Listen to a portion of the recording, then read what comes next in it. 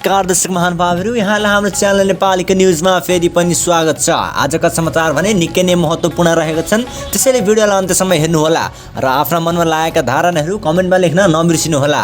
आज मङ्सिर 4 देशभर कहाँ कहाँ के कस्ता घटनाहरू घटे, आउनुहोस् आजको यस भिडियोमा विस्तृत रूपमा जानकारी दिनेछौँ। आउनुहोस् दर्शकबिन आजको पहिलो समाचारतर्फ लागौँ। बारसिमरामा आज वातावरण भने निकै नै तनावग्रस्त बनेको छ। एमाले महासचिव शङ्कर पोखरेल र नेता महेश बस्नेत 11 बजे सिमरा आइपुग्ने कार्यक्रमका कारण एमाले कार्यकर्ता स्वागतका लागि भेला भएका थिए भने अर्कोतर्फ उनीहरूको आगमन विरोधमा जेन्जी प्रदर्शनकारीहरू उत्रिएका थिए।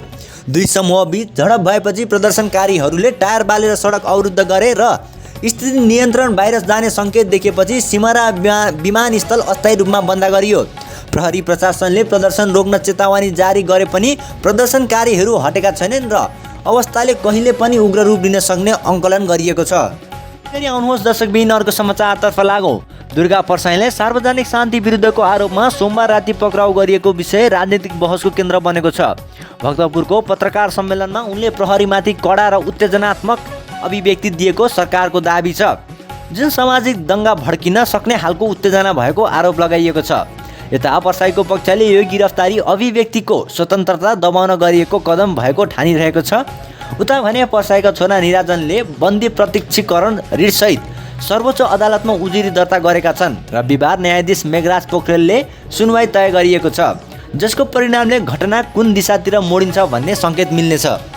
त्यसैगरी दर्शकबिन निकट हुँदै आएको एमाले महाधिवेशनले पार्टीभित्र शक्ति सङ्घर्ष खुला रूपमा सतहमा ल्याएको छ। अध्यक्ष केपी शर्मा ओली पुनर्निर्वाचनको तयारीमा छन् भने पूर्व राष्ट्रपति विद्यादेवी भण्डारीको समर्थन पाएका उपाध्यक्ष शङ्कर पोखरेलले उनी विरुद्ध बलियो चुनौती तयार गरिरहेका छन्।